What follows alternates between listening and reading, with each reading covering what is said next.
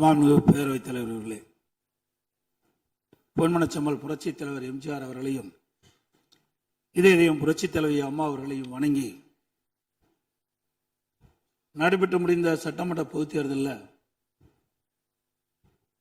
எடப்பாடி சட்டமன்ற தொகுதியில் போட்டியிட்ட எனக்கு தமிழகத்திலேயே அதிக வாக்கு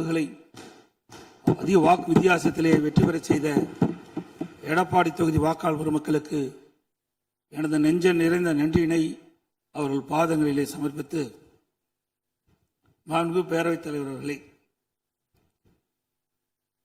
மாண்புமிகு முதலமைச்சர் தனி தீர்மானம் கொண்டு வந்திருக்கின்றார்கள். அதிலே அனைத்து இந்திய அண்ணா திராவிட முன்னேற்ற கழகத்தின் சார்பாக என்னுடைய கருத்துக்களை கூற விரும்புகின்றேன்.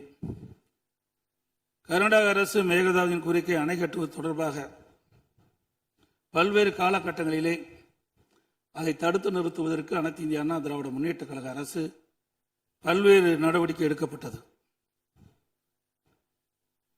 கர்நாடக அரசு மேகதாது என்னும் இடத்தில் தன்னிச்சையாக காவிரி ஆற்றின் கோரிக்கையை அணை கட்ட முயற்சித்து தடுத்து நிறுத்தம் போட்டு மாண்புமிகு அம்மா அவர்கள் தமிழகத்துடைய முதலமைச்சராக இருந்த காலகட்டத்தில் 5/12/2014 அன்று தமிழ்நாடு சட்டப்பேரவையில் தீர்மானம் கொண்டாந்து நிறைவேற்றப்பட்டு மாண்பு உறுப்பினர்கள் அந்த விவாதத்திலே கலந்து கொண்டு பல்வேறு கருத்துக்களை அப்பொழுது தெரிவித்திருக்கின்றார்கள்.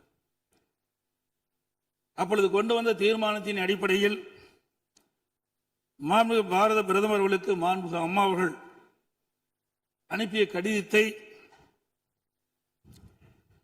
அன்றைய தினம் இருந்த தமிழ்நாடு சேர்ந்த நாடாளுமன்ற உறுப்பினர்கள், புதுச்சேரியை சேர்ந்த நாடாளுமன்ற உறுப்பினர்கள் சுமார் 55 பேர் மாண்புமிகு பாரத பிரதமர் அவர்களை 28/3/2015 அன்று சந்தித்து இந்த கடிதத்தை கொடுத்து இதன் அடிப்படையில் நடவடிக்கை எடுக்க வேண்டும் என்று தெரிவித்தார்கள். அப்போது சம்பந்தப்பட்ட துறையிடம் தற்போதைய நிலை குறித்த அனைத்து விவரங்களையும் சேகரிக்க ஏற்கனவே அறிவுறுத்தியுள்ளதாகவும் இது குறித்து பரிசீலிப்பதாகவும் அன்றைய தினம் மாண்பு பாரத பிரதமர் நாடாளுமன்றத்திலே உறுதியளித்தார்கள். மேலும்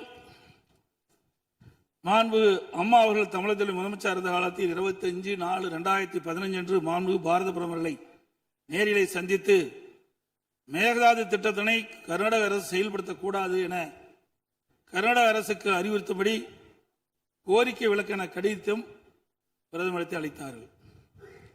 மாண்புமிகு அம்மா அவர்கள் முதலமைச்சர் இருந்த காலத்தில் மாண்புமிகு பாரத பிரதமரிடம் 7/8/2015 மற்றும் 14/6/2016 ஆகிய நாட்களில் நேரில் சந்தித்து மேகதாது திட்டத்தினை கர்நாடக அரசு செயல்படுத்தி அனுமதிக்க கூடாது என்று வலியுறுத்தினார்கள்.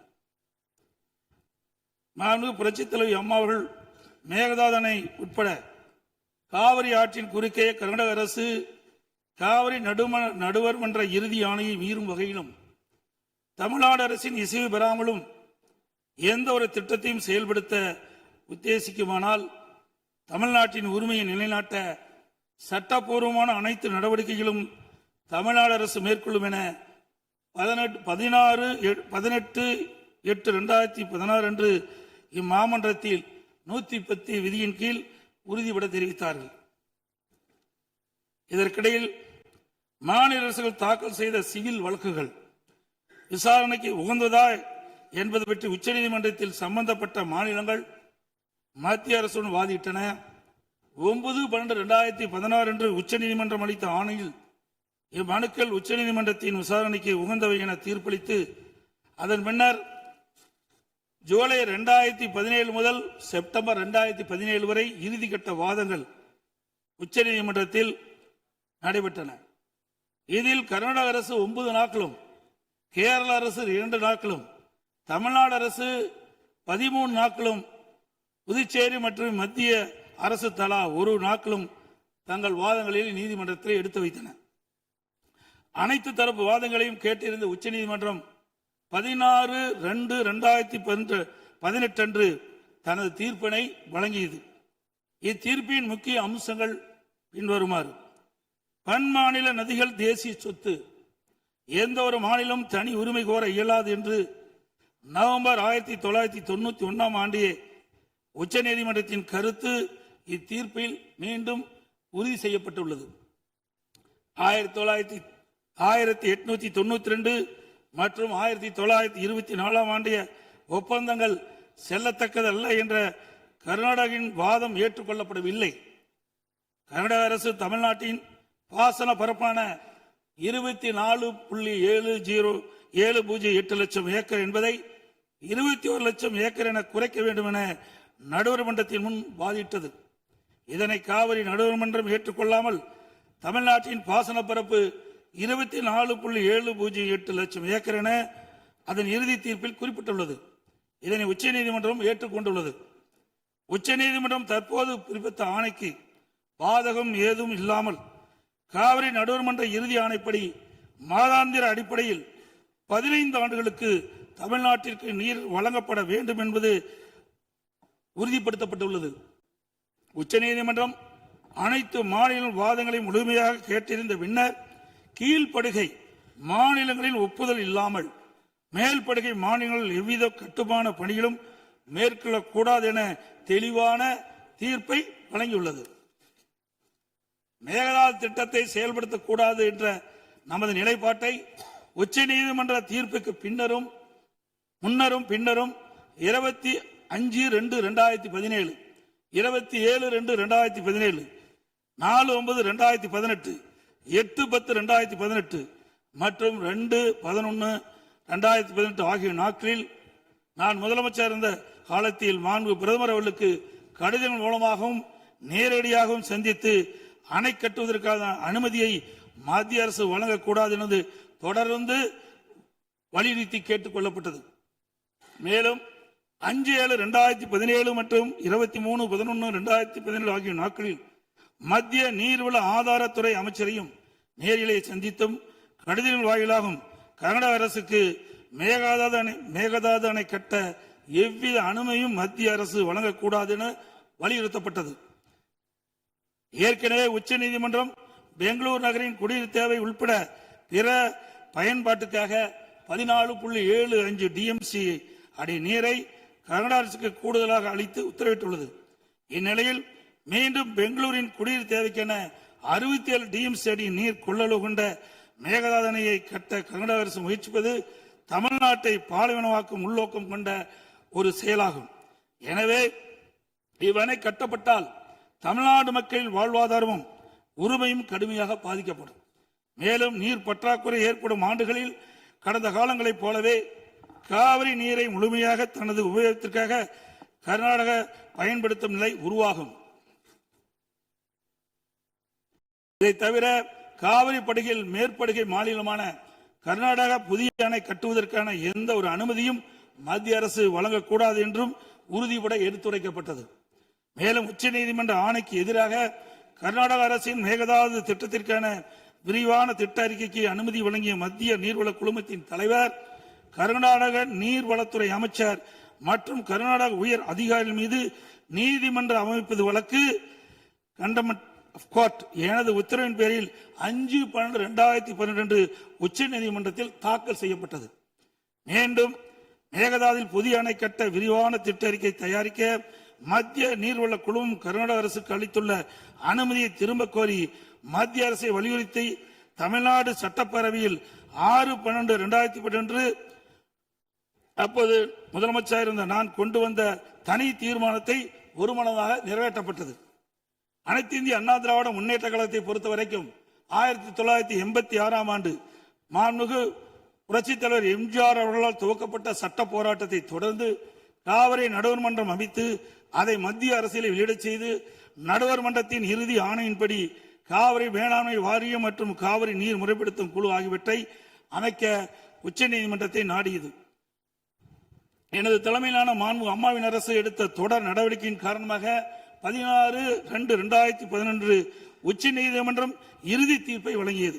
தொடர்ந்து 1/6/18 காவிரி மேலாண்மை ஆணையம் மற்றும் காவிரி நீர் முறைப்படுத்தும் குழு செயலாக்கத்தை மத்திய அரசு அறிவித்து அதனை மத்திய அரசியலும் வெளியிடப்பட்டது. இந்த ஆணையத்தின் பணிகளும் குழுவின் பணிகளும் முறையாக கீழ்கண்டவாறு வரையறுக்கப்பட்டுள்ளன. 1. காவிரி நதிநீரை தேக்குதல் பகிர்மானம் செய்தல், முறைப்படுத்தல் மற்றும் கட்டுப்படுத்துதல். 2. காவிரி நீர் முறைப்படுத்தும் குழுவின் துணையுடன் அணைகளின் செயல்பாட்டை மேற்பார்வையிடுதல் மற்றும் அவற்றிலிருந்து நீரை பாசன மற்றும் இதர தேவைகளுக்கு வழங்குவதை முறைப்படுத்துதல். 3. கர்நாடகம் தமிழ்நாடு எல்லையில் பில்லிக்குண்டுக்கு நீர் அளவை நிலையத்தில் கர்நாடக அரசு நீர் வழங்குவதை கண்காணிப்பது. இவற்றை தவிர வேறு பணிகள் எதுவும் மேற்கொள்ள இந்த ஆணையத்துக்கு எவ்வித அதிகாரம் இல்லை. இந்நிலையில் 1/2/2024 அன்று ஆணையத்தின் வரையறுக்கப்பட்ட பணி வரம்புக்கு அப்பாற்பட்டு மேகதாது அணை கட்ட பற்றிய விவாதத்தை 28வது காவிரி மேலாண்மை ஆணைய கூட்டத்தில் அனுமதித்தது. அப்போதைய திமுக அரசு இதனை கடுமையாக எதிர்த்து வெளிநடப்பு செய்தது குறித்தும் ஆணையம் அதன் அதிகார வரம்பிற்கு சம்மதமில்லாத மேகதாது அணை கட்டுவது குறித்த கருத்தை மத்திய நீர்வள கமிஷன் பரிந்துரைத்துள்ளது குறித்து அப்போதைய திமுக அரசின் கவனத்திற்கு நான் கொண்டு வந்தேன். குறிப்பாக 14/2/2024 அன்று சட்டமன்றத்தில் நான் எங்களது ஆட்சி காலத்தில் கர்நாடக அரசு மேகதாது அணை கட்டுவது குறித்து விவாதிக்கும் அதிகாரம் ஆணையத்திற்கு இல்லை என்றும் 2018ஆம் ஆண்டு மேகதாது அணை குறித்து பிரச்சனை மத்திய நீர்வள கமிஷன் பார்வைக்கு சென்றபோது எனது அரசு 5/12/2018 அன்று மத்திய நீர்வள கமிஷன் என்ற இயக்குநர் மீது உச்சநீதிமன்றத்தில் நீதிமன்ற அவமதிப்பு வழக்கை தொடர்ந்து என்றும் இன்னும் அவ்வழக்கு நிலுவையில் உள்ளது என்றும் திமுக அரசு தொடர்ந்து நடத்திட வலியுறுத்தியதோடு தமிழக நலன் பாதுகாக்கப்பட வேண்டும் என்பதையும் உறுதி செய்யும் வலியுறுத்தப்பட்டது. இந்த நிலையில நாம் ஏற்கனவே உச்சநீதிமன்றம் அளித்த தீர்ப்பு நமக்கு ஒவ்வொரு ஆண்டும் கர்நாடக அணையில் இருந்து 177.25 டிஎம்சி தண்ணீர் திறக்கப்பட வேண்டும். ஆனால் அவர்கள் முறையாக திறக்கப்படுவதே இல்லை. ஒவ்வொரு மாதம் நாம் போராடிதான் கர்நாடக அணையிலிருந்து தமிழ்நாட்டிற்கு தண்ணீரை பெற்று வந்து கொண்டிருக்கின்றோம் என்பதையும் நேரத்தில் சுட்டிக்காட்ட விரும்புகின்றேன். இந்த நிலையில 2024ஆம் ஆண்டு கர்நாடகாவில் மாண்புமிகு முதலமைச்சர் சீதாராமையா முதலமைச்சர் பதவி வைத்த போது துணை முதலமைச்சராக நீர்ப்பாசனத்துறை பொறுப்பு வைத்த மாண்புமிகு துணை முதலமைச்சர் சிவகுமார் அவர்கள் 16/24 கர்நாடக பட்ஜெட்டில் காவிரி ஆற்றின் குறுக்கே மேகதாது அணை கட்ட பல ஆயிரம் கோடி ரூபாயை ஒதுக்கியுள்ளதாகவும் அறிவித்தார். அனைத்து இந்திய அண்ணா திமுக சார்பில் இதை அப்பொழுதே கடுமையாக எதிர்ப்பதுடன் அப்போதைய திமுக அரசு உடனடியாக சட்ட நடவடிக்கை எடுக்க வேண்டும் என்றும் வலியுறுத்தப்பட்டது. இந்நிலையில் கர்நாடக அரசு மேகதாது அணை கட்ட தயாரித்து அனுப்பிய திட்ட அறிக்கையில் உள்ள குளறுபடிகளை சுட்டிக்காட்டி மத்திய அரசு திருப்பி அனுப்பிய நிலையில் மத்திய அரசு குறிப்பிட்டுள்ள குறைகளை நிவர்த்தி செய்து 12/6/2026 அன்று கர்நாடக முதலமைச்சர் அவர்கள் சுற்றுச்சூழல் அனுமதியை பெற மாண்புமிகு பாரத பிரதமரிடம் மீண்டும் நேரில் ஒரு அறிக்கையை வழங்கியுள்ளதாக செய்தியில் வெளியாகியுள்ளன.